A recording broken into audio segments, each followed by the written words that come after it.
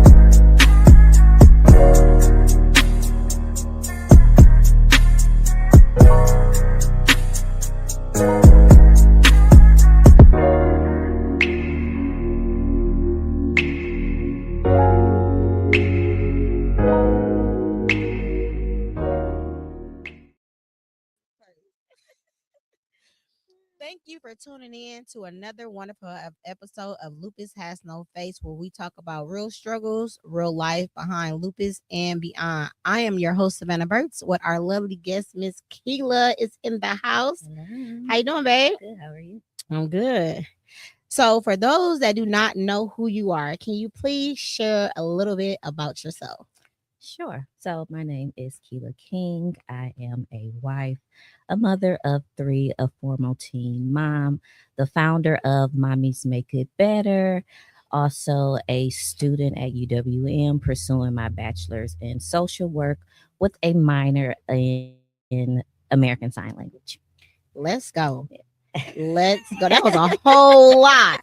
That was a whole lot, wasn't it? That was a whole lot. But as you guys know, it is Women's Month. So I am going to be highlighting women for the rest of this month. So it's not going to be lupus in everything, but we are women at the end of the day. So I wanted to use my platform to highlight some powerful women that's doing great things in the community. So thank you so much for taking out the time to come on my platform to share your story and also inspire people that are going through it, went through it, or giving them a little more encouragement than what they already have. It's real. Yeah. So we're going to jump right into it, right? Let's go. Okay, let's go. Uh, what inspired the creation of Mommies Make It Better, MMIB? And what does that name mean to you personally? That's a good question. So, honestly, I was inspired back in like 2013 when I was in like the roughest time of my life. And me and my children were in a shelter. And we were there for 35 days and just seeing like different women, them there with their kids and like different struggles, different upbringings, different perspectives, all of that. I don't know. It made me want to help women. And prior to that, I always wanted to be an RN in labor and delivery. So I always had the capacity to work with women. It just flipped once I went into the shelter. And I don't know, I wanted to help women in a different capacity. And so, like 2015, I was talking to one of my old mentors, and she was just talking to me like about a business. And I'm like, a business? That ain't me, you know. And I don't know, my friend Kiera gave me the name Mommies Make It Better because I was thinking like I want to work with families, but what with families? And I was like, well, family first and all this kind of stuff.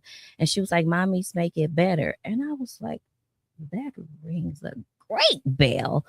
And what Mommies Make It Better means to me and stand to me is like we make it better at the end of the day when they got a boo boo, when they need help, when they need money, when they hurt, whenever they come to mama. We are the primary caregiver in most homes and we make it better in all things. And so no matter if they 2 months or 25, they always come to mama and what we do, we make it better.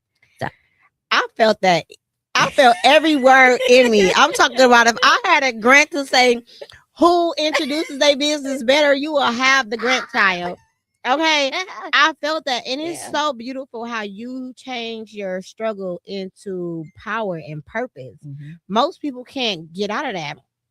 Most people are doing well, but Mhm. still have that trauma.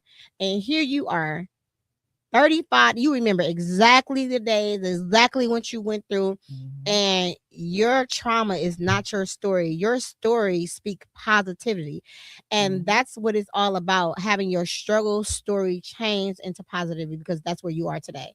And I always knew that I was somebody, or was going to be something. Even with me being a teen mom, getting pregnant at 14, and then getting pregnant again at 16, I knew it was. I didn't finish high school.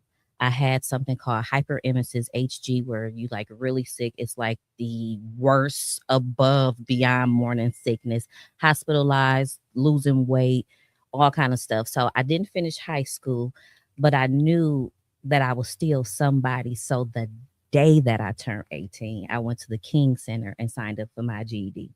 Now I didn't Wow. stay there because the pace was slow. They were more like an older crowd, and that wasn't my speed. And so I went to then what was on like 70th and Greenfield, old Maximus. And I applied there and did all of that and did my GED through YWCA. It took me probably from 18 to 23 to complete it. But I knew that I had to do that because I knew that it was more to me. And whatever that more was, I needed my education first to go to school to get it. So, That is so dope. thank We have perspectives, how we are raised, right? What's installed in us and everything like that. you. Mhm. And maybe years ago, I probably would have looked and heard that like, oh my God, like whispers, right? But today, as the grown woman that I am, and my Mhm. beliefs and things that I look up to and stand for, it's amazing. Yeah. Like, so we always talk about the system, right? Mhm. But at least the system was able to help you at a certain level, Yeah. and you was able to make something out of that. Yeah. The system is very broken, but Mhm. in your standpoint, where you was at in life, it actually helped you. It did. It helped me a lot. I did a lot of stuff with the system. My GED, I did my CBRF, I did CNA, but I didn't finish it. Yeah, the system really helped me. And I think, Savannah, it was because I knew that it was like a one stop shop, if you will. Like, if I get this, I can get to the next thing, and not just stay here. And I was on it like, yeah. Then, like I said, I want to be an RN in labor and delivery. So, my medical field. So, oh, if I got my CNA license, if I got my CBRF, that's in the medical field. Then the next thing will be your LPN and all that. But all of that changed. But I still had a plan, you know what I mean? So, yeah. And I say that to say that is so beautiful. And I wish and I hope that you continue to tell your story, because that's going to give somebody today that's on a last leg, someone that's in a shelter right now, somebody that's thinking suicidal thoughts, and they're going to Mhm. look at you and they're going to be like, she went through all of that and she has Yeah. all of this going on. Mhm. You're going to inspire somebody. So you're giving someone today, letting them know that their circumstances is not their future. It's not. It's really not.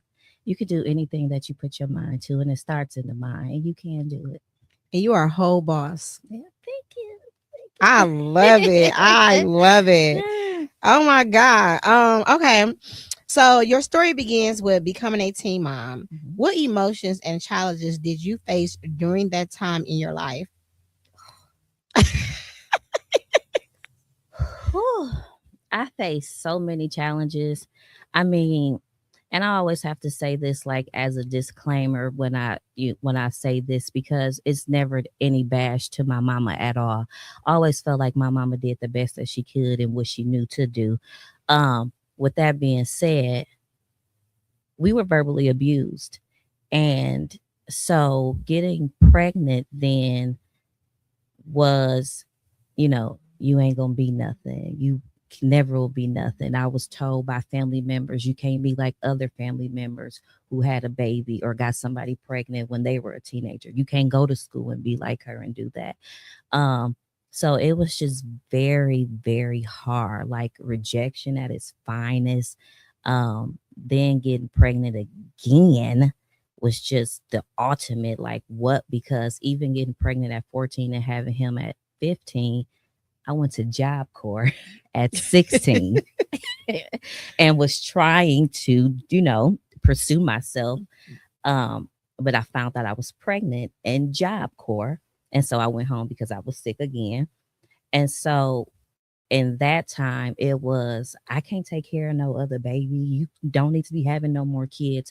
So it was like we were rejected. She was rejected from the womb, and I was rejected. I felt like as a child, although, like, you know, I shouldn't be having sex and getting pregnant again. It happened. And where the hell is the support? Like, you telling me what you can't do for me and all of that. And so to me, it became like, these my kids, I'm gonna have these kids because they're not gonna judge me and they're gonna love me. Not like how you're telling me how I can't be anything, or how, you know, um why am I having this other baby and all of this kind of stuff.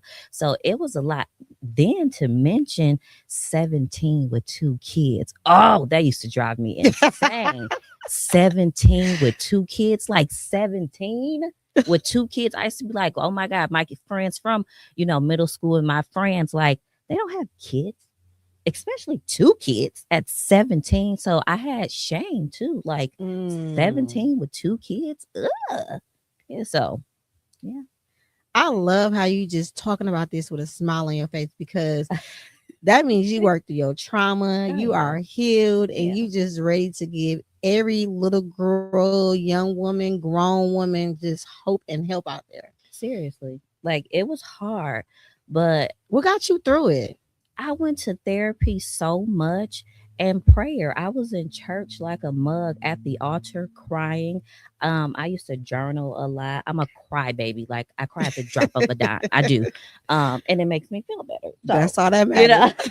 Release it. So, but yeah, just like really having positive people in my corner who like really believed in me, because you can have people in your corner who don't believe in you at For all. sure. And so they don't pour into you that same way. And so I literally had like my best friend, Mama, who I love so much, Mama Laquita Lawson, who took me in at 10 years old, and who really, like, I don't know, like the sternness and like the realness and all of that came from her. Like, my mama didn't teach that, and no shade to her at all. Right. It's a village, and For I sure. got that from her, and I love her down, because she was really one that helped me. She took my daughter at 2 months and like kept her till she probably was like 18 months, till she walked. That's her so dope. godmama. And I would babysit my baby when she needed to do something. So yeah, just having like real people in your corner, and God, and praying, and really like believing in myself, because I didn't believe in myself, because all I heard was, you ain't this, you won't be this. And those words stuck to me for real. So I had to really like, yes, you are. And I still sometimes struggle with it. Like, you're not that little girl anymore. So and that goes back to I think take a drink to that. Go. Listen, don't leave me out. To success, okay? To success in everything. I had made a post earlier, and it was basically saying how we're raised, right? Mm-hmm. That's what we believe. We don't want to question our parents or anything like that, because they're supposed to be our caretakers. So why would we dare question them? But at some point, you realize this doesn't feel right. You know what I'm saying? So at that moment, some people question their upbringing, or they decide to change the cycle. So you have to unlearn what you believed in this whole time. And that is beautiful, because people will spend their life on earth and never unlearn what they know is bad. They will continue the story. I went through this. I dealt with this. So it's real hard for me to do X, Y, and Z. When are you going to break through that, leave them shackles when they are, and start becoming who you are supposed to be? Yeah. So the fact that you said that, like, you are living proof, and it's okay. People don't understand that it's okay to unlearn what was not right. Yeah. Our emotions tell us what is not right. Right. You understand what I'm saying? And it's okay. Like how you said, no shade to your mom. Just because you have a baby does not mean you're meant to be a father or a mother. That is, just because you have me don't mean that you're my mother. Right. A mother is a caretaker. Right. And that's what a lot of people don't understand either. So the fact that you are saying is just beautiful. Like, to my ears, is beautiful. to my listeners, for the people that even going through the struggle or went through the struggle, and it's like, oh my God, that's the validation that I need. Mm. You don't have to disrespect your parents, but at the end of the day, you become of age when you know this is not right and you need to cut it out. Yeah. And you get to do how your family dynamics, how you want to do them. And Yes. that's what I do in my home. It's totally different from how I was raised, totally. And I love that. Now, do I have like some of my mama ways? Of course, that's my mama. But the stuff that really hurt me, I try my damnedest not to do that. And one thing is like being verbal abusive to my children. We don't do that. We don't do that. Now, I might snap and yell, but I'm not like you be. You ain't gonna be nothing. You know. I don't do that because I know how that made me feel. Like sticks and stones may break your bones, but words will never hurt. Yes, the hell they do. That, oh my You God, give know. me high five to that. I'll be telling me words hurt. You Yes, better the be hell they careful do. what you say to me, because that might be the last time you ever talk to me. Yep. Because what happens is you replay it over and over and Yeah. over. Subconsciously, you don't know that you're trying to do it, but it's coming in your mind. You know Yeah. what I'm saying? So words do actually hurt people, and They people do do. not understand that. They think because when they're mad, they can just say anything and come back and say sorry. No, Yeah. it don't work like that. No. You are so beautiful. No. Oh my God. Okay. Looking back now, what was the moment when you realized that your story could help other women? I don't even know. Sometimes I'm still like, girl, you really went through that. Like, sometimes I be in the bed and like, John, I really had two kids by the time I was 17. Like, we was really in a shelter. Like, you really was verbally abused. Like, you really went through that stuff for real. Um, so I would say probably like after my shelter days, Mhm. um, once I started to like, you do have a story, you can say something to somebody. That's when I started to like really define what, and I wouldn't even say really define, but start to put together Mommies Make It Better. Because at first I just had a name and didn't know what the hell I was doing with it. And so um I'll say probably like the last 10 years is when I really discovered like you really can help people. And I always had it like if I um heard that a teen was pregnant, I want to Mhm. talk to them. I want to go say something. I want to encourage them. I want to do that. Speaking of that, I am launching my teen mentorship group um pretty soon, called More Than Life Begins, a 12-week non-clinical mentorship group for young and teen moms, pregnant too, like emotional support, goal setting, Mm. identifying who they are, reclaiming themselves, dreaming again, really like, just building yourself. Just because you're a teen mom or pregnant does not mean your life stopped. And that's kind of where that name came from. More than life begins. Just because you're pregnant does not mean life is over. It just begins in another way. That is so dope. I hope before a couple days or a week before you launch, you come on here so we can tell the world where it's gonna be, how they gonna get in touch, how can they sign up. If we got the information now, we can release it. And also like your voice, your voice is calming. I feel like them teenagers will take to you, the Yeah. wild ones or the ones that Mm-hmm. you can demand, attention. And the fact that they see, oh my God, she was a teen mom, but she's so beautiful, she's so well kept, she speaks so, I don't want to say proper because I can't stand when people say I talk proper, but speak intelligently. Yeah. Okay. Yeah. People just think when you're a teen mom, just like you said, everything is over and it's a look. There's no look to being a teen mom. Mm-hmm. You're rocking it, That's girl. real. Thank you. That's real. I even said that too because I'm like what I call like a tour with Mommies Make It Better and More Than Life Begin, because I'm trying to build partnerships, build referrals to get people, to know about the program. And I spoke with MPS, PPYP program, and that was one of the things that I said to them, like, for one, I have a connection with you, period. Like, that's just how God made me. I can connect with any teen, and I work with teens. Like my 9 to 5 is with teenagers, and I always tell them and their parents when I first meet them, I'm not scared of teenagers because I'm not. Okay. And I said I just like felt that, that. I'm not. I like, oh, okay. And so yes, I can relate to youth like that. It's just how I was built. And I know that those girls, those young women are going to love me just as much as I love them already and don't even know them, because I'm just that girl, Mm. especially when it comes to that, because of that lived experience. And like you said, because of no shade at all. I'm not somebody who was a teen mom and, hear me, trying to figure it out.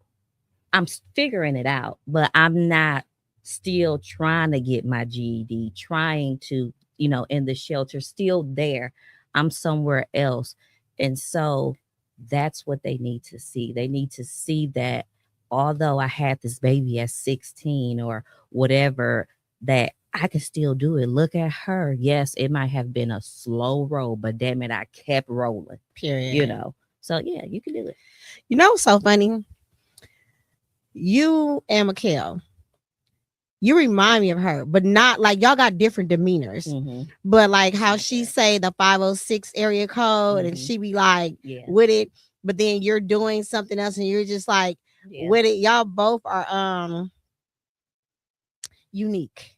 Thank you. Y'all both are unique and y'all both rock the teams, Yeah. and you can really tell, like when I sit there and talk to Mikhail, she just you can hear it and feel it, Yeah. and her forehead get to doing all Yeah. types of stuff. And And she then excited. you like, and I told them just like that. Absolutely. Like, I'm not playing with For y'all. Like, real. we gonna get this together. Yes. You can tell that you very passionate about that. And that's super, super dope. You can tell when somebody's just doing the job for the money and doing the job because they love what it is that they do. And I Right. get that from the both of you guys. Mhm. That's super, super dope. Absolutely. Have y'all ever thought collaborating together? You know, Yeah.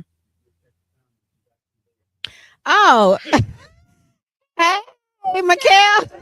hey friend. Thank you guys for tuning in. I can't read that because what that say, Tom?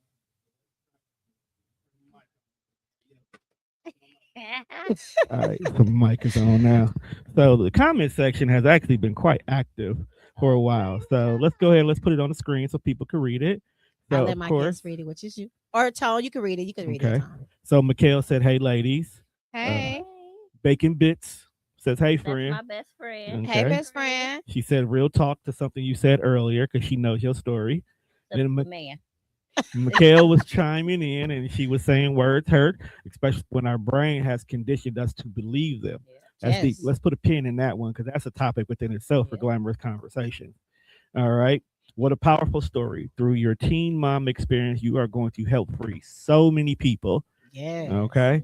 And then, yes, you are the evidence. Them girls need to see representation. That's why she's my business bestie. Okay, man. Thank you. Thank you. No, yeah, I felt like everything she's saying. I felt that. I'm like, you Yeah. definitely gonna get that, Work it. Gonna get y'all together. get y'all together and stop With playing. love. Lots of love. So we're gonna move on to turning pain into purpose. Okay. Many women experience fear and isolation during an unexpected life transition. How did you move forward? How did you move from that place into building something meaningful? Oh, well, I think really, like I said earlier, just through like my support system, I really leaned on my support system and turned like pain into purpose for real. Uh, like more than life begins, that's really from lived experience, from being a teen mom, from not having that support and not having all of the resource or whatever it is. And then just mommies make it better in itself. It's just women, period, mothers, period. It's not just teen moms, although that's my focus right now, but mommies make it better is for mothers overall that's, tired, that's trying to do something different. And I'm a big advocate, like, mama, you matter too. So those mamas who feel like, oh, it's the kids, the kids, the kids, I got to do this, I can't. Who are you before that? Like, Exactly. and I'm a big stickler on that. And so I always felt like just because I had kids young, it didn't stop. Like, we just adjusted some things, but it was going to still happen what was supposed to happen. So just really like believing in the goal, the dream that I really had. And I'm a big networker. I love meeting people. For me to be shy is crazy because I love talking to people. I love meeting people. You never know who know who know who know who and all of that. So Right. I love that.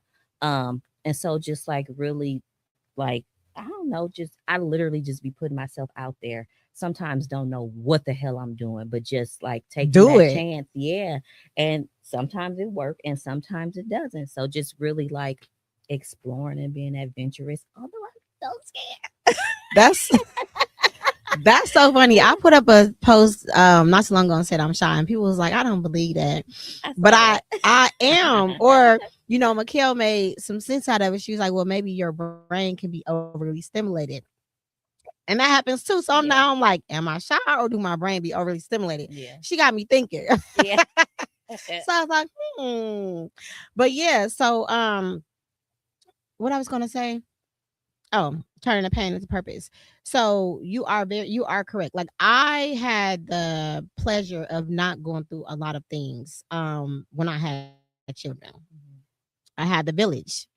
And sometimes the village is not, it's not always good to have a village, but it's not always bad. Yeah. So when your first child is the first child of everyone, Mhm. all the grandmas and the dad and aunties, everybody want to raise them, and it's like, hold on. Mhm. So I didn't have, I don't have a story that a lot of people have. But my question was, because I said that when you said you had a support system, but your support system wasn't who you thought it would come from, right? Because a lot of people want support, but then they want to accept it from the people that's trying to give them support because it's not coming from the people that they want it to come from. So then they don't take it. Mhm. So how did you find your support system since it didn't come from home? Well, it came from home a little bit. It just wasn't as supportive, if you will. If that makes sense. Like, my mama, like, my son was the first grandchild. So she took him right in. And so, like, I didn't have to have a babysitter in a sense, but like, if I would go out, she'll be calling my phone to come pick him up. Like, so why didn't I leave? Um, but then on the flip side, when I had my daughter, my best friend, Bacon, his mama, I remember we was finna go bowling for one of his friends' birthday party, and Lou Nazaya is her name. I call her Lou. She was 2 months old, and because how my mama was, I knew I needed a babysitter, and so mama said she would watch her. And when I came to that door, she said, "Don't call me. I'll call you if it's an emergency." Okay. And my baby stayed there probably for a long time. And I Wow. will come there to see her, or she'll come home sometimes, or like I said earlier, I'll go babysit her because she has something to do. Um, so when I had her, it was that support was very welcoming because they Mm. have a big family too. And so Lou was a part of the family. She ran around with all the other kids, and mama is the type that she get all the kids and all of that. And that's kind of, ain't no kind of, that's where I got that from, like getting my nieces and my nephews and all of that. I got that from mama because it was like, ooh, I want to be like that when I have nieces and nephews. I want to have the kids at my house. I want them to have clothes, and at my house when they come, they can just come and I bring a bag. That's So super dope. I got that from her. So she was her family overall was a really big support. And then just like outside people, you know how like if you in school or a program or something, it'd be like that one person who just so fond of you Yeah. and they take you under their wing. Mm-hmm. I had a few of those too. Okay. So I guess I can say I was always supported to some capacity. It was still like trauma there too, Mhm. from being at home. Yeah, because some people just be like, I don't have support, but the people that are supporting them, they're not recognizing that they have support because they are looking for that very same support for who they think that should be supporting them. Mm-hmm. So that's why I asked you that. Yep. And it was hard because I would want like my mom to do certain stuff or whatever. Or at that point in my life, I felt like I was more of like people pleasing her though. Like not people. Not people. Her. Yeah. Let's be clear. But like I wanted to please her. If she wanted the kids, she can have the kids, even if they had plans to go somewhere else. Or if Lou was supposed to be with her nana, knowing that when she's with her nana, I'm more comfortable. She not, I wouldn't say more safe, but I feel more comfortable. And I will still do the opposite because what my mama wanted and stuff like that. And maybe if I do that, then I can get what I'm looking for, but you still ain't getting what you're looking for, So yes, definitely. Wow. Yeah. That is something. Mm-hmm. And just look at you today. People would not be smiling. People would be crying. Like you are wearing it and you are wearing it well. I'm surprised I ain't crying. Don't cry because you're going to make me cry. I'm a crybaby, but I'm surprised I ain't crying. That is amazing. What were some of the biggest obstacles you had to overcome while building MMIB?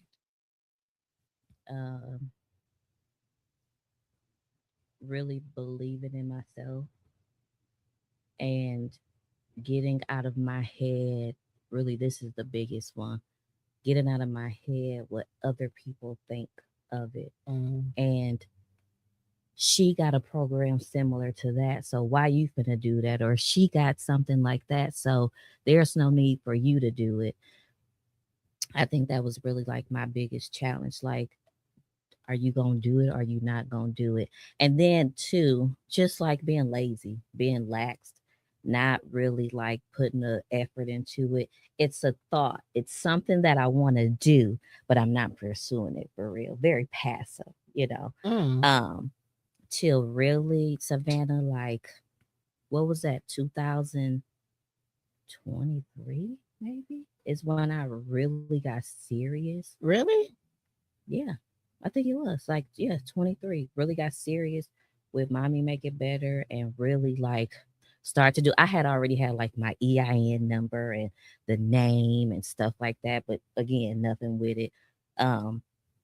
Then in 23, I was in therapy and it was the day after my birthday, and she told me to go look in the mirror and what do I see and all that, and I just started boo-hooing crying. And after that, we was talking about like, because she used to also be one of my business partners too, mentors. And so we were just talking about like business stuff. And she was like, plan that event, just do it. And I ain't do it. And because I'm like, I don't plan no event. I am not, I feel like I ain't creative at all. Like, you do that? Like, what do you mean? I don't know how to do that. And I literally did it. I planned my first Mama You Matter event in 23. I think it was 23 or 24. That was in May. It was a great success. I thought it was wonderful for my first event. I like did everything myself. After that, July, I was applying for my 501c3. And like September, I was like, I'm gonna start my support groups, connecting mothers. And then it was just like, you was on a roll. Like, don't stop now, You was on a roll. Yeah, it surprises me that was so soon because the way you speak about it, the things that I see on the net and stuff about you, you would seem or think that you have done it way longer. No, I haven't. But probably what has helped that is because in school, I work closely with the Student Parent Success Center. I love Rachel so much. Just being like a non-traditional student.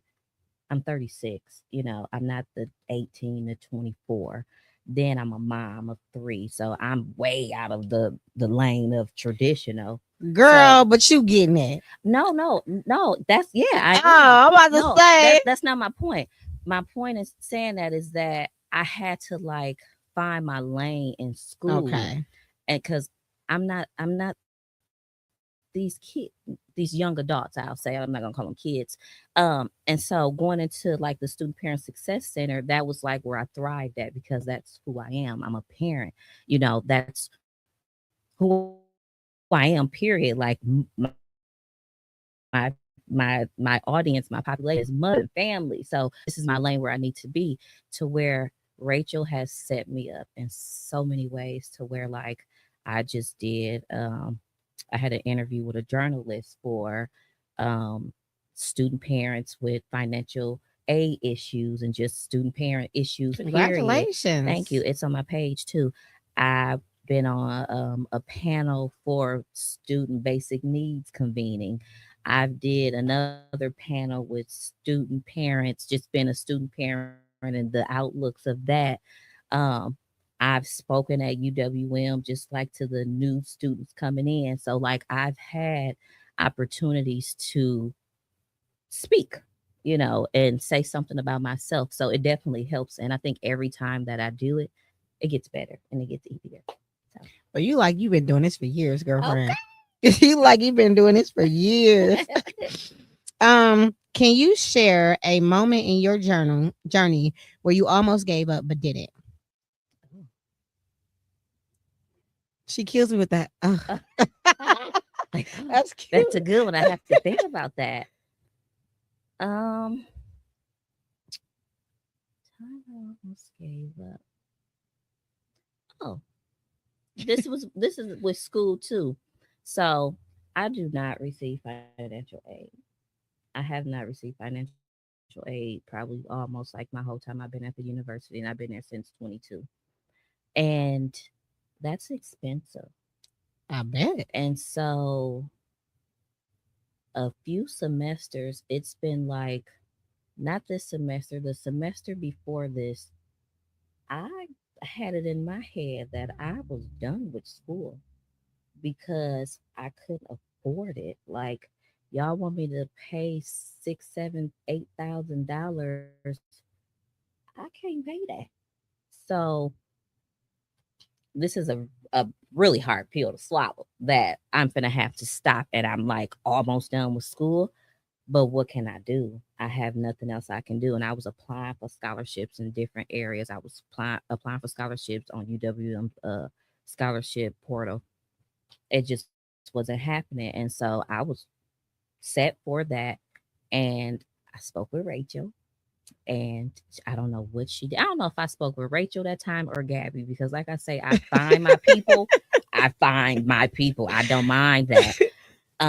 And one of them spoke to somebody, and like a hour or two later, I got an email like, "Congratulations, you just received a retention grant for such and such $1,000." And I was like, What? like, oh, That is super dope. How did you feel at that moment? I was like, I can't believe this. But something my best friend always tell me, like, you don't come this far and to stop. Like, it's already worked out. Like, this happens. You ain't the first student, it ain't the last that this has happened to. And I'm like, this, it don't make sense to me to get this far and then not finish. Like, come on, God, that ain't how you work. That is not how you work. And to where now I'm good for the rest of till the semester is over, till the school year is over with. My schooling is paid for. So That is super dope. Yeah. That is dope. Like, what else can you say after that? Look at her. So, if somebody come to you in the same position that you were in, what would your words be to them? Who you talking to? Like, who you talking to at the school? For real, like, are you networking? Like, who you gotta advocate for yourself. You gotta use your voice. You gotta use your resources. You gotta do the work. 'Cause that's all I was doing, is really doing the work. If I would have never said, I don't know how I'm gonna pay for school, they don't know I can't pay for school. They ain't like she finna look up myself. Oh, Kela, I see that you don't have any financial aid. I had to say, Rachel, I don't know, or Gabby, I don't know how I'm gonna pay for school because I don't get financial aid. This shit is expensive. You know. So you have to use your voice. You have to advocate for yourself. Like, advocate for yourself. I don't give a damn if the people mad at you. Let them be mad. Advocate for yourself. That is super true, because people that's in their positions, they don't know what all that they're capable of doing. Mm-hmm. And when you come to them with something new or challenging, their first thing is I don't know, or no, because they don't know. Yeah. And that's where, like, for me, when schooling, when I was sick and things like that, they didn't know how to put things together for people that have illnesses and that has to be on breaks and things of that nature. Mm-hmm. So, and it was an advocate for me, and I was advocating, and now I advocate to others. Like, they can help you out. It's things in place if you get sick, and you just gotta fill out this. You gotta do things and have paperwork on file, and you gotta talk, and you gotta let them know. Because if you don't, then you just don't. Yep. And then on the flip side, something that they were talking about too, just at like the basic need convening conference, is that, and this was one of my things that I said, why is everything advertised, about, like, I don't know, the new bathroom that's being built and, all of the stuff. Great, fine, thanks. But why aren't all of these services that people don't know about? Another thing, two things. In my ASL class last semester, I'm nosy, but a good nosy. It was a girl in there, and she was talking to the teacher, and I was listening. Because you nosy. I know, right? Yeah, what's she talking about? You nosy girl. But she was telling the teacher that she was pregnant, and that if she go back and forth to the bathroom, that's why, because she got morning sickness. And here I go, here pregnancy, whoop, Kela, boom. So I'm like, I gotta talk to her. So the next class, I end up telling her, like, I heard you telling the teacher that, you were pregnant, and I have like a really strong compassion for pregnancy, and I wouldn't mind walking alongside you in your pregnancy and all this kind of stuff. And she was like, oh, thank you. And I think she was pretty young. And she was like, my friends don't have any kids and all of that kind of stuff. And I asked her, well, do you know anything about like the Student Parent Success Center? And she was like, no. Oh. So they don't advertise these services, or like even when they find out that people are student parents, to give them a list of all of these services that's available to them. So that's a whole different topic. And then the other thing, I have a deaf mom on my case who I love so much. And yeah, right. Like I say, my minor is in sign language, so I can have a basic conversation with somebody who was deaf or hard of hearing. And so we had a meeting last week, and she was telling me how her daughter was supposed to go to the eye doctor, and she was there before somebody, and they skipped her. And then she said that the interpreter, she didn't have an interpreter either, but she didn't have an interpreter because it was her daughter's appointment and not hers. And so, two things. Yes, she could have said, I'm deaf, I need an interpreter. But they also should have that on file, that mom is deaf, an interpreter is needed. And so that pissed me off. So I told her, I said, this is what you do from now on. When you make an appointment, whether it's for you or your daughter, request your interpreter. I said, and then within 24 to 48 hours before your appointment, call to confirm that your interpreter is going to be there. I said, and when you get there, and if your interpreter is not there, to complain, because you have that right. For sure. I never understood why things are not advertised for the same reason, like how you said, because they have all of these things, but you got to go digging, and then it's word of mouth. You know what I'm saying? It wasn't there when I got accepted for college. It was nothing speaking to nobody with an invisible illness at all. And I just don't understand. I don't know why. Do that mean they don't want to give out the funding? Do that mean they don't want to deal with it? Do that mean, they don't have the mental capacity to deal with it? You understand what I'm saying? Because it's there, but it's not being utilized. Nope. Nope. I don't know what it is, but it was something that was said in the conference. Like, this stuff should be like in the packet for when they do like orientation, when they give that Yes. folder and do the tour. Take the students to every goddamn resource center it is so that they know, or schedule a tour just to see the resource center if it's going to be Yeah. an extra hour or whatever, because that's very essential, especially for, I feel like in my case is like a different a higher advantage because I'm a non-traditional student. I don't live on campus. So you think about somebody that's 20 living on campus who home is in Alabama and no family here, and not working and all of that stuff, no health care, all of that. It's hard. It's Yeah. hard. So That's a whole nother topic. that's a I whole think you nother just topic. gave me a topic to talk about. But that is crazy. You should want to do that because that's setting it up for success. Yeah. That's setting up for success for real. Yeah. That's crazy. I wonder why. Um, what role did faith, support system, or personal determination play in your transformation? Faith, because I couldn't stay like the same. Believe I couldn't believe how I was believing in myself to get to where I wanted to be, because I thought like you'll never be anything. You, that yellow bee that I was called, and you'll never amount to anything. I believed that at one point. And so I felt like that, like I can't do anything. And I remember Mama Aaron, Mama, that's my best friend, Mama. When I say that's what I'm talking about, I remember because Mama was over the women's ministry, and she said to me, "You not too young, tired, or lazy. You not too young, tired, or lazy." Keep saying that, and I'm not too young, tired, or lazy. I'm not too young, tired, or lazy. Because of how I really felt about myself, like, you can't do nothing. I remember even just like with my driver's license, when I did it the first time, I failed my test. I was so devastated. I balled the paper up and slid down the bathroom wall and felt like life was over because of what I was already told.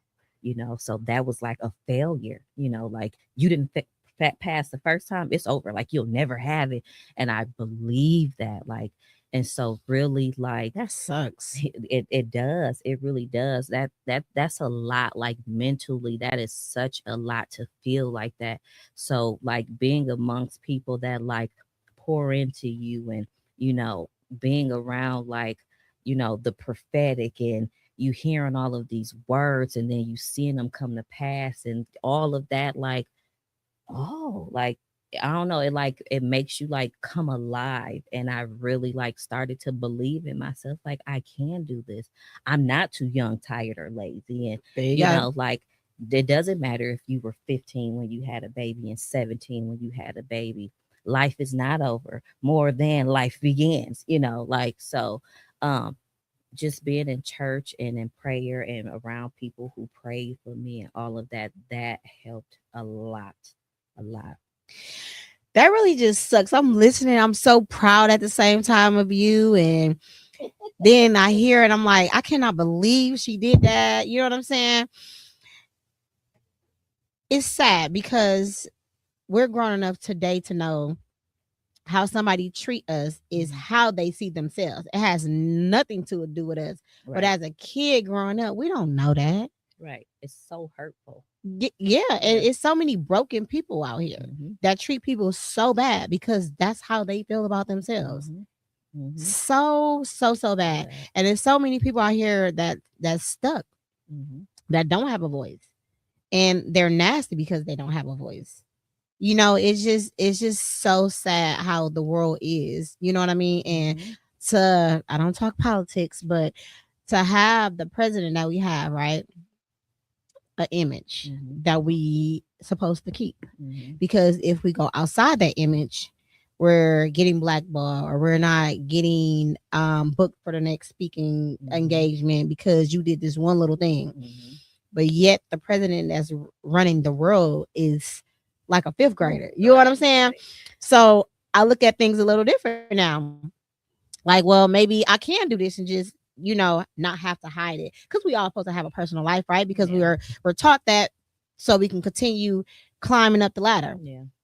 But they are okay with him doing all of these things. Right. You know what I'm saying? So the question becomes, can I live my life still? You know what I'm saying? Can I live my life out loud? If I live my life out loud, would I still get in the doors that I'm supposed to get in? Or are they gonna start sighing on me? Knowing truthfully, we all have a life outside of what it is that we actually do. And it's not being fake. It's just that it's not all of us. Absolutely. So then that question becomes, it's crazy. That is. It's crazy. We're gonna move on to motherhood, and I'm sorry. Yes, Right. Tom. Before you get Sorry. before you get to moving on, your comment section got kind of busy for a minute there. So I want to go ahead and chime in on some of these comments. So I'm not even going to attempt to say his name, but he's saying, "Hi, I'm from Brazil." Hi. He then said, "Hello, we are from Brazil. My sister suffer from severe symptomatic lupus. I can't even say that last one. SLE, if you know. Yeah, there you go. Since it's cold here in Santo Paulo right now, her joint pains are increasing and she is very weak. What message of comfort can you send her at this time?" Her name is Simone Christina. She's 48 years old. We'll get back to that one. Mikhail said, "It seems like you've been doing it for a long time because it's your calling. Look at God." She said it the exact same time I said it. That's why she my business bestie. When we ask you, what can you say? Hey, Ma. Hey, son. Hey, Prince. All right. Yes, the money is there to help people. And then Sergio said, "You look so good, fine self." So he must be talking to Savannah. Well, we both are fine. So Yeah, thank you. We don't know who That's you a talking married. to. That is Thank a you. married woman right there. He You know better- when he married. You gotta find something over here. That is a married woman right there. For the person that was asking about lupus, you said that what did it say that she's in? I can't read that. She heard SLE. And pains are increasing and she's very weak. What message of comfort can you send to her at this time as a health and wellness coach? My message of comfort will be that she is not what she's going through, right? So she might be going through a lot of pain and she might feel like that it's over, but it's not. She can take Epsom salt bath. She can relax with candles. She can take certain herbs. Matter of fact, because I want to really actually talk to you, I want you to inbox me personally. But the word of encouragement is she will definitely get through this, and this can definitely overturn, and she can definitely be in remission with the work of you guys and the supports. That would be my word of encouragement. So please do inbox me and I can definitely go in depth with you. Thank you so much for reaching out.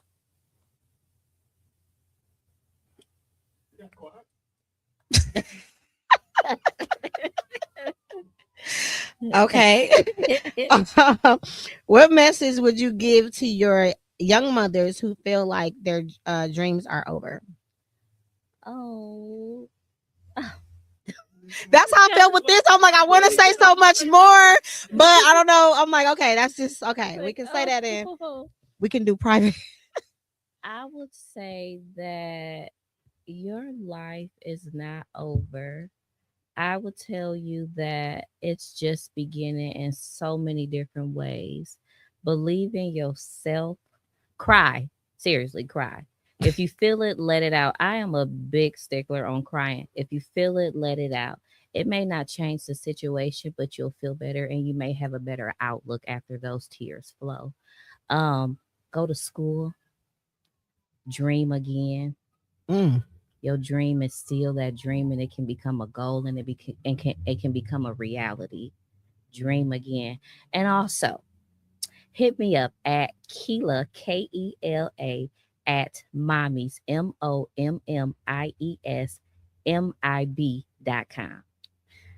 Tone, can you please put that in the chat? Thank you so very much. Oh well, let's get to it then. How do you balance motherhood, leadership, and personal growth? I take naps, lots of them. Really? Yes, I take hella naps. I'm jealous. I have to so I kind of do it all at the same time. I get my baby up. I'm getting myself ready for school. I get her to school. I'm going to school. Sometimes, honestly, I take her to school with me. She has been in the classroom, in my ASL classroom with me. She goes to events with me. She goes to college too. She's a UWM student as well.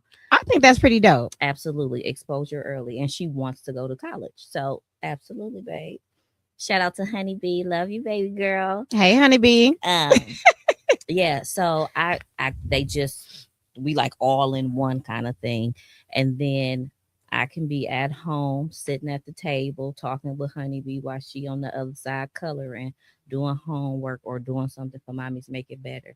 So it's just it kind of like it never stops, if you will. Yeah. And then sometimes it'll be like I'm not doing nothing for mommy's make it better.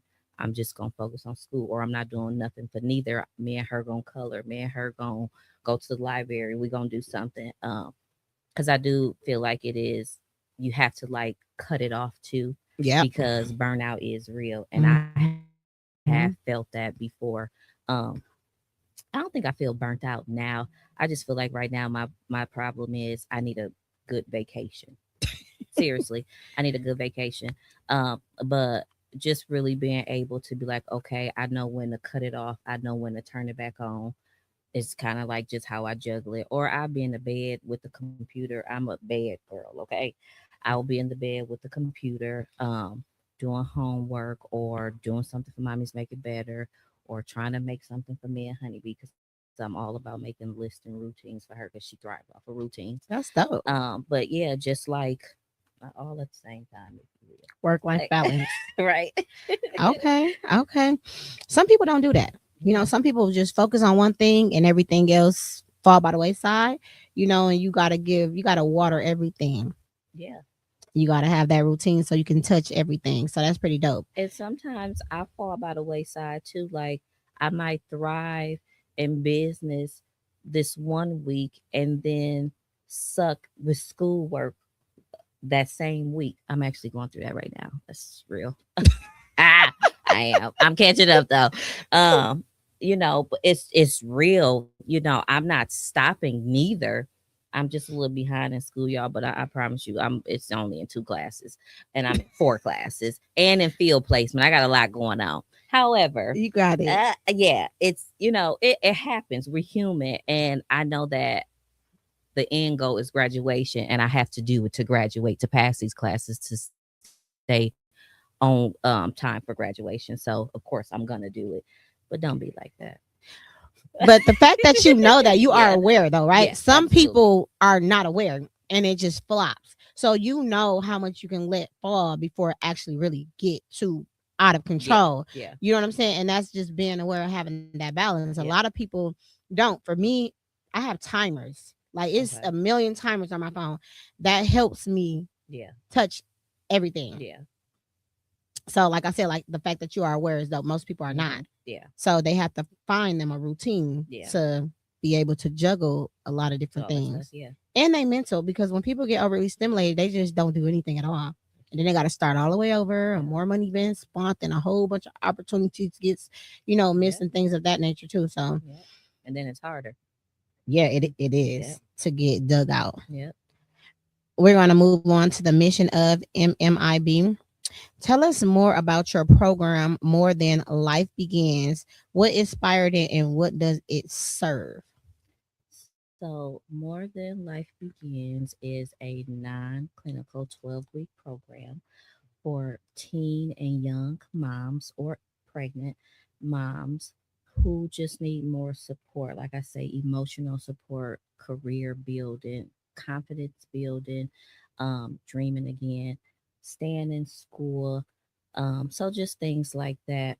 So it is, how I'll break this down. So 12 weeks. The 6 weeks is our mid break because we're going to be doing heavy work those first 5 weeks. weeks. And so 6 weeks is a mid break. We chill. We're gonna paint, watch movies, something like an activity. And it'll be like a check in. How you doing? How's this serving you? That, and then we jump back into our weekly sessions, and then the 12th week will be our graduation ceremony, where you'll get um, a certificate for completing the program, and we'll have a ceremony. Congratulations that you did this. More than life begins. And so now that you did this, your life is now about to begin in such a new way.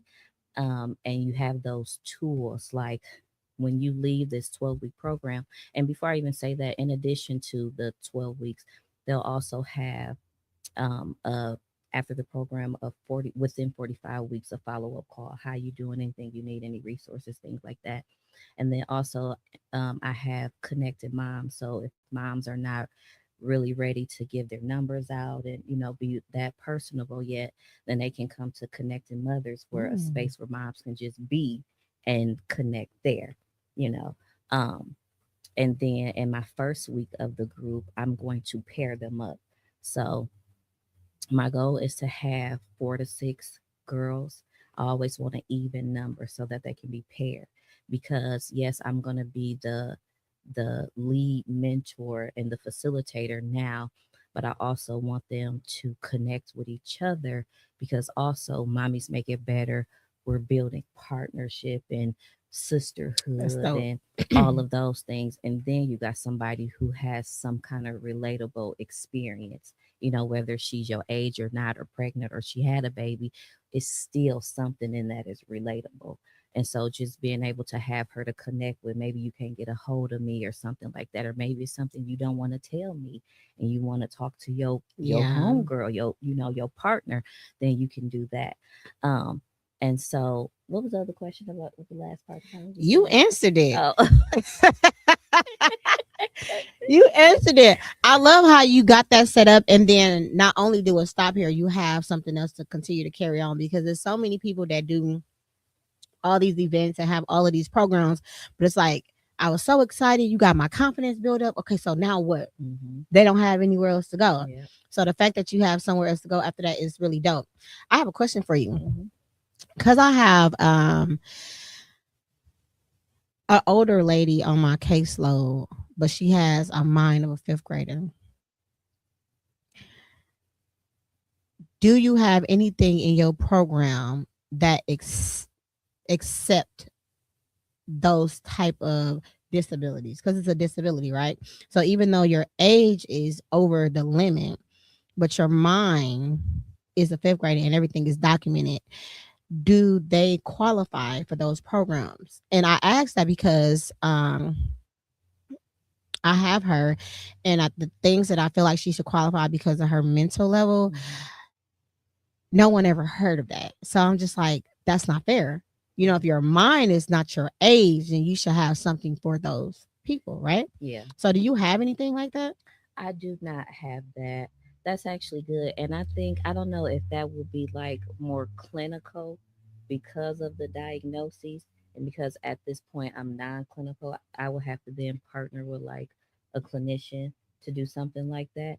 But that's something to think about. That is something to think about. Yeah, I was very disappointed, because I'm like, if you have the mental of a child, it should be child based, like, right? Yeah. But because it's your age, it was knocking you off of everything. I just kind of don't feel like it's right, and I think it is a loophole in that. And I was not too happy with that. And I'm like, you can put this on paper, but then it's nothing around catering to this disability. To thrive, yeah. So I just want to ask that. Okay. So what impact have you seen MMIB make in the lives of women and families? So I've seen, this one, she's been with me like since the beginning. Honestly, I don't even know if I should say this or not, but okay, whatever. Long as you don't say a name. Oh no. Oh, I'm like, no. She was someone who was on my caseload at work and came over to Mommies Make It Better, and she has been there since then. And even in like the support groups, or if like I'll text her, if she'll text me and just do like a check-in, she always tell me like, "Hi, Miss Kela, thank you so much." Not only like helping her, but her boys, because I was case manager of with her oldest son was in our program.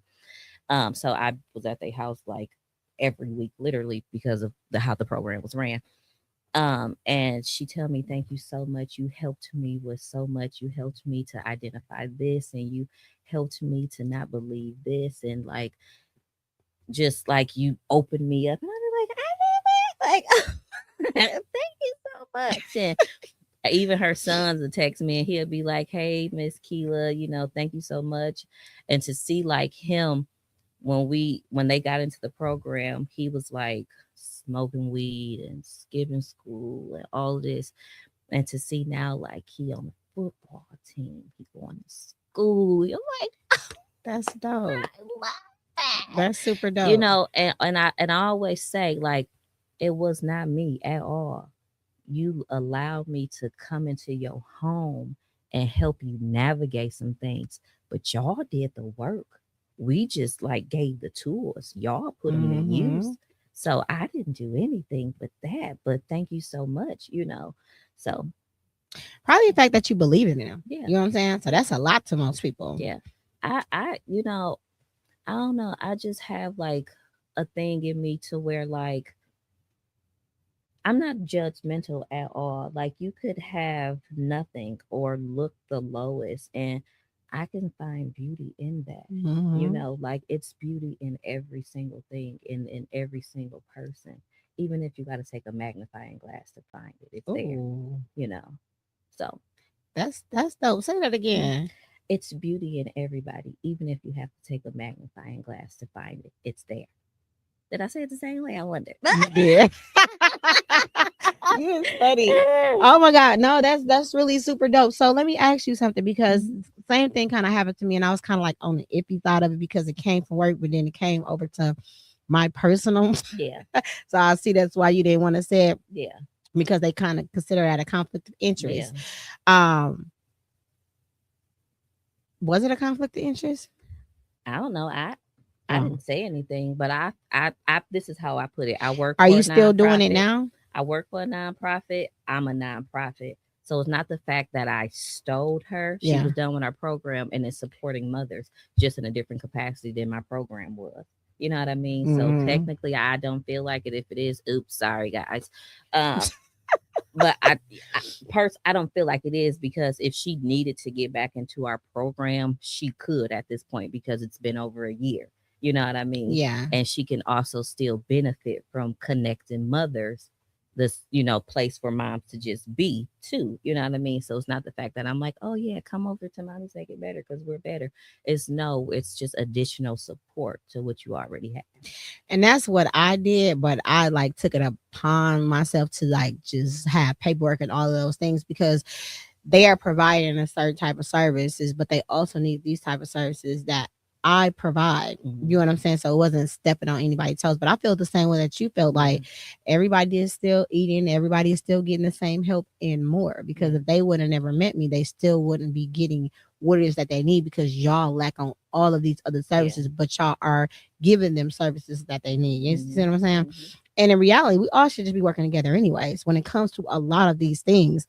But for whatever our reason, everybody is separated. When everybody can eat, it's a 1, 2, 3, 4, 5-stop shop. Okay, she's done with this. She can go here. She can go here. She can go there. But people want everything to themselves. But that's a whole nother topic. So what are some common struggles you see mothers facing today that people may not talk about enough? That's a good question. One of them would be parenting adult children. Woo! The hand went up over there. You saw, I saw, like, woo! That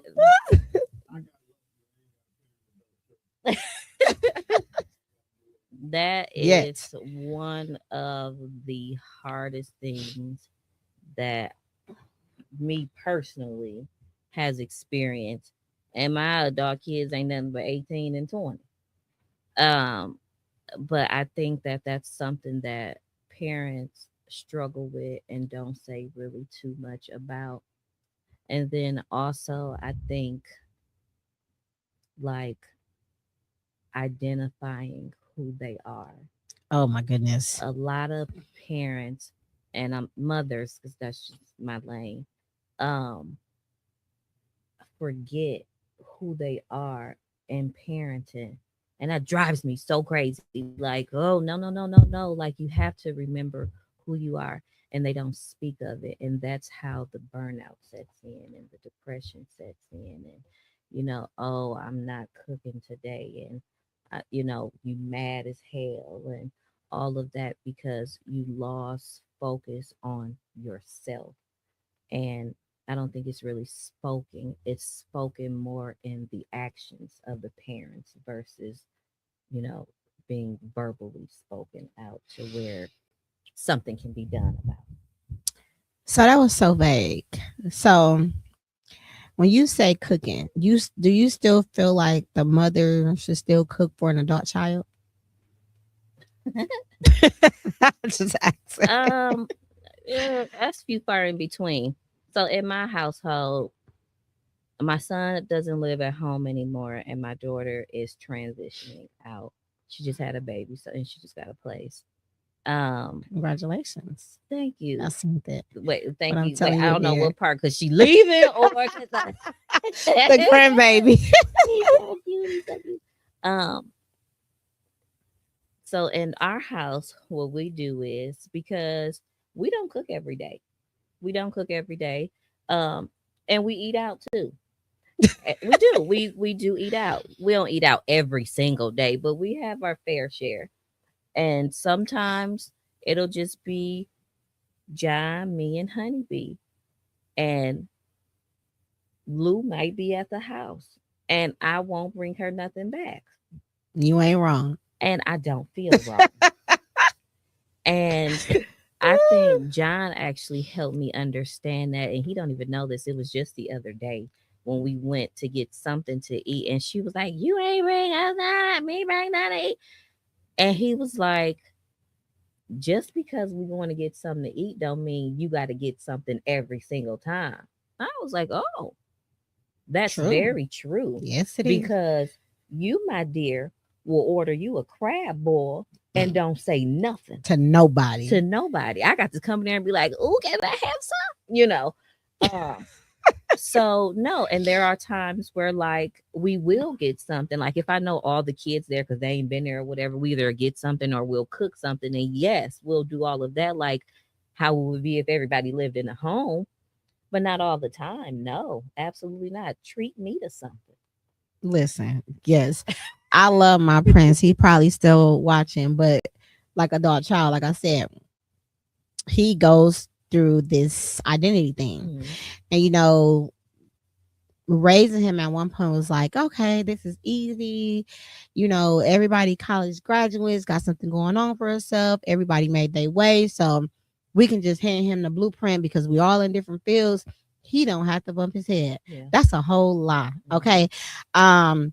Kids are going to try to find out who they are without their family, who they are as a individual, who they are in their community, who they are around these friends. That's a struggle for them. You know what I'm saying? And we don't understand. I didn't understand it because I'm like, what is the problem? You know what I'm saying? Like, you didn't grow up like this. You didn't grow up like this. Why are you having such a hard time? And then, you had a full ride up for college at 8th grade. So you're very intelligent. You're this and that. But we just never know what goes on in their heads. You know what I'm saying? Being in your mind is the worst place.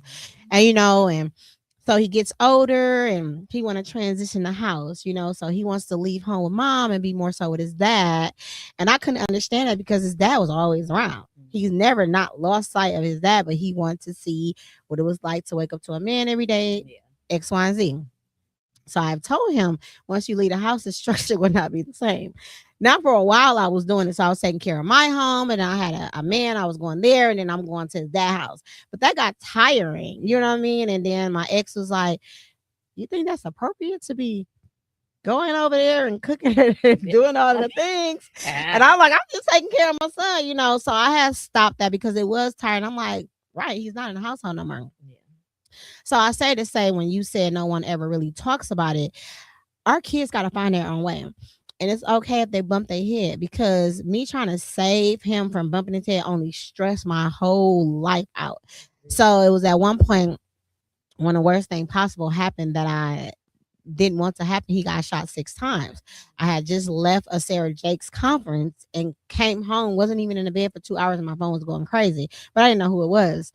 Long story short, it was somebody trying to get a hold of me because he has just got shot. And at that time, like, my whole life was like over. But at that time too, I was grieving. I was going through all of the emotions, but at that time I had to leave him. I had to give him to God, because he was going to stress me out. Not that he was the cause of him getting shot. It was the hovering that I was doing. So I say that to say, like, we was bumping heads, we was going back and forth, we was doing all of the things, and now we're at a spot to where it's like he's, I don't want to say conforming, but we're back spending time as if he was a little kid. So he's back in my bed and he want to watch movies in the house now. So I think it's like okay to let the kids go on a leash.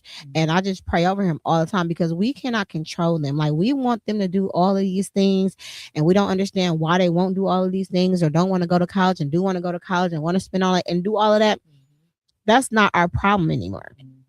So, we don't talk about it. And I don't think it's my fault. I don't think it's nobody's fault, but we got to let them go on a leash, and they will always come back, because they know what they was installed with. Yeah. That's so good. I love that. I am very much like that.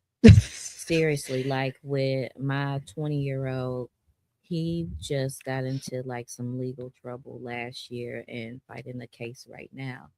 And this was something that took us by surprise, because this is not who you are. This is not how you were raised. And, like, you got another life that we don't know about. Yeah, they do. And so, like, just like when he was incarcerated, that was so much on me. Like, I failed 2 of my classes. Like, I cried daily. I laid on my husband's chest and just boo-hooed. I'm talking about, it probably was a pool on him. It would be stuff like, we watch wrestling in our house. Oh, okay. John and Xavier especially love it. And so he was locked up and wrestling was on, and I sat in the seat where he would sit at. And as soon as the show came on, I just got boo-hoo and crying, and it's tough. But I told him too, like, when he was locked up, I told him, like, this is hard. I understand you've never been through this. I said, but you find beauty in every single day. And you tell me at the end of our phone calls or our little texts, you tell me what your beauty is for the day. I said, I don't give a damn if you have to count the blocks on the floor, the wall, the people heads or shoulders when they walk by. Keep your mind going. Don't let your mind get idle. And no, it's not idea being in there, a bunch of men seeing whatever. I said, but there's still beauty in each day, because you could be dead or it could be worse. So tell me what your beauty is. And also that I'm not doing this shit again. I'm not doing this. And so I have a one-time limit for certain things. And so if this is something that you get yourself into again, I can't be like I was a support thing, because I don't have that capacity, because I didn't put you here and I didn't raise you like this. And at some point, because I'm that one that's always in your ear, like, so what is this? What's your plan? What's going on with this? We talk all of that stuff, and you ain't moving forward. Ain't got nothing to do with me, shorty. I can't do nothing with it. Same thing with Miss Lou. That was my highlighted child. That was the one that I was back and forth from school suspensions, expulsions, fights, mental illness at Rogers, you name it. We was there in the wraparound program, whatever, all of that. And so the fights, police being called, you name it, we did it. And so, like, even with her, she was out of the house for a while because I put her out and because she left too. So it was like, you leave, don't come back. You know, you think you grown, you want to be out, bye, don't come back to my house kind of thing. To where like now she just had a baby, and I had to like remind myself that this kind of make me want to cry. I almost had to remind myself, oh, I feel like I'm gonna cry. I had to almost remind myself that I'm not that 17-year-old parent, because I was pissed when I found out that she was pregnant. I just walked through all of this. I did that for y'all. My son got a baby too and didn't tell nobody. That's a whole nother story. Oh, Lord. Uh, so, you know, like I did this. Like we told you all, like keep your legs closed, hold your sugar. That, you know, all of the talks that we've had and all of that, and you still ended up pregnant, and we were already in a bad place because of all of the things that we've been through. And I wanted to stay mad so bad. We can't. I wanted to stay mad so bad, Savannah. Like, so, like, but I do stand on this. I told her that I will support her, but her support will not look like how she probably wants it to look. I told her that I will give her resources. I'm not taking care of no babies, and you can't stay in my house with a baby. I meant that because of all the things that we've been through, and I ain't got enough room for a baby. Baby's got too much stuff. That's too much. Um, but I also knew too that she could do it. That's the child that I don't worry about. That's the child that I know she's fine. That's the child who, oh, look, yeah, she at home with her baby now at her place. We picking her up after this, but she at her house with her baby, and she spent the night. She finished high school. She has a job, you know, and to have to do all of that, you know, within 9 months, she did that. And I had to really step into the 35, 36-year-old mother and support her the way that I knew that I needed to be supported when I was that teen. That is super, super, super dope. You get to go through it and live, be evidence, and present the tools that you learned and healed from with your own daughter. Yeah. Yeah.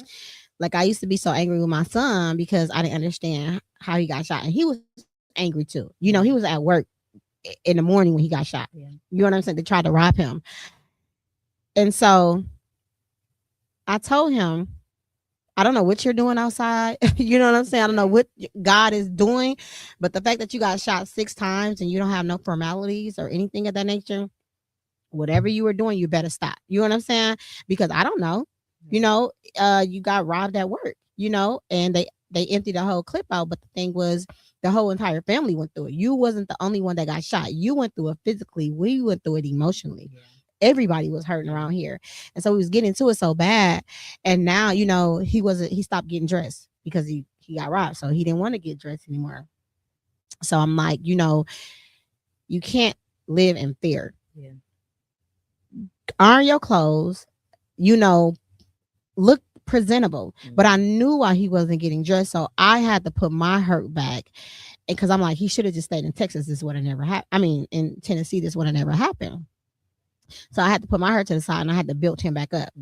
You know, so I understand. And when you say that, we have to put ourselves to the side. And since I've been doing that, we've been having a better communication. It ain't been like all the time and with some tension. Now it's kind of like, but a little light. Yeah. So that's pretty dope. And we don't talk about that because we're embarrassed or whatever the thing may be, because we're scared that somebody might judge us, like you said, incarceration. But it's like, you never know what that person is going through. Like, you can't judge me. I'm looking for help. My mental is messed up. Right. I need some support. Right. Who can I talk? You know, who can I talk to? For real. Yeah. So that's pretty dope that you are, you know, you have the support and you are dealing with that, and you have your husband and everything like that. But you like, listen, this is the last time I'm not playing with you. You ain't gonna have me stressed out.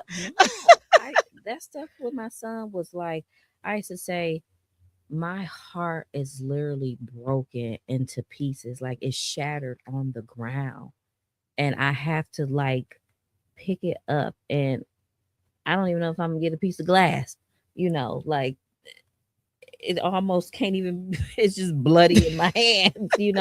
Like that really took a toll on me for real, I bet. and that's too much. So don't do that again, and don't have no more kids because I don't do all of that stuff. Like I'm not raising nobody kids, and I don't know if that's because I was a teen mom. So like I've been doing this all You're my not life, wrong. but I'm not doing that. I'm not taking your kids in if you get a CPS case. Like I'm not doing, especially like if it's you your fault. I'm not doing that. Like it comes a point where like you have to conduct yourself at a certain level and stuff. And so you better Yes. take heed. Like I tell them all the time, watch me. I told my son when he got home, like I could rehabilitate your life if you allow me to. I did it to my damn self. I know I can do it to you, but you have to allow me to. You didn't allow me to, fine. You want to figure things out on your own? Okay, I'm still gonna be in your ear. But if you ain't doing what I'm saying, dude, they ain't got nothing to do with me. Move on to the next. She wants her mommy. Lou is like a 5-year-old sometimes. You always want to be under her mama, touching all that kind of stuff. And another thing too, that even with honeybee is like that, like mommy, mommy, mommy, mommy.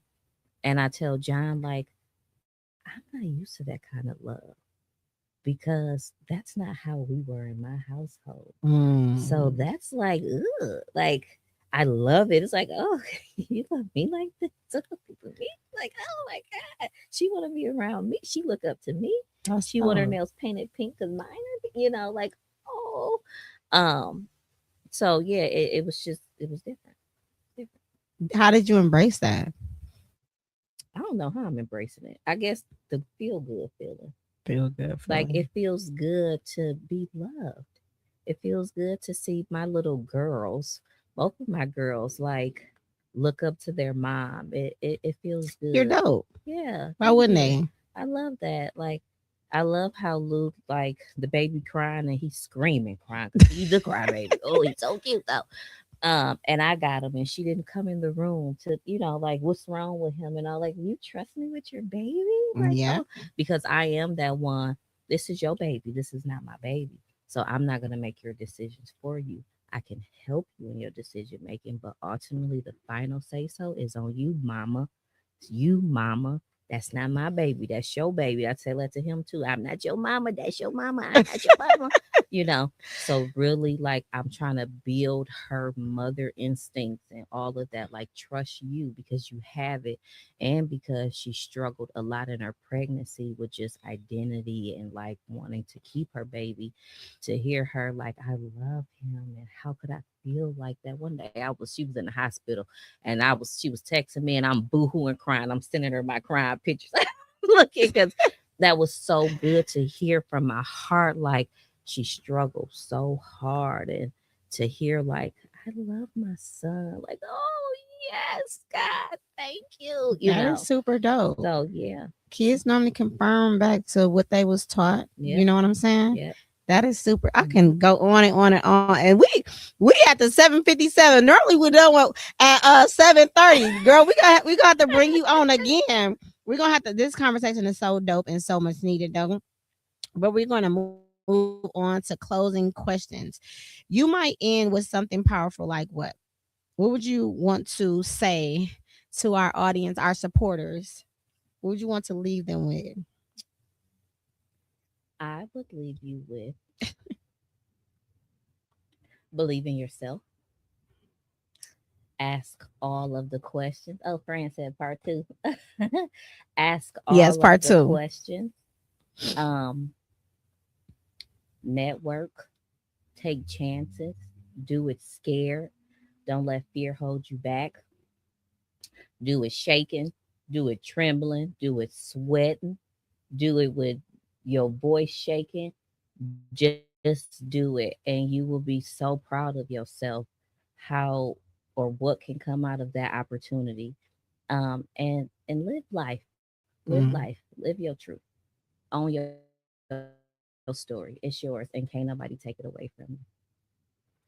Well, with that being said, thank you so much for taking out the time to come to the platform to educate, to inform, and give people some tools that they can potentially use and reach out to you. I would like for you to come back with your lovely husband because we want to see what the support look like on the other end. So they are definitely coming back. And do you want to say your tags again, or was that the only tag that you had from earlier? Sure. So my email is Kela Kela at mommy MOMMIES MIB.com. My website is like 85% made. Um, it'll be launching soon. It was supposed to launch on my birthday, but whatever. But my website is Mommies MOMMIES MIB.com. It's going to be so beautiful, and I can't wait to share it with you all. More Than Life Begins 12-week mentorship program. You can hit my email. And if you want to know anything more about Mommies Make It Better, if you want to support mothers or teen moms, partnership, mentor, volunteer, or fund, yeah, that's the ways that you can hit us up. Thank you so much. You heard what she said, Tom. Please do put all those in the chat. Thank you so much for coming again. Now you know we are live every Wednesday at 6:30 ish.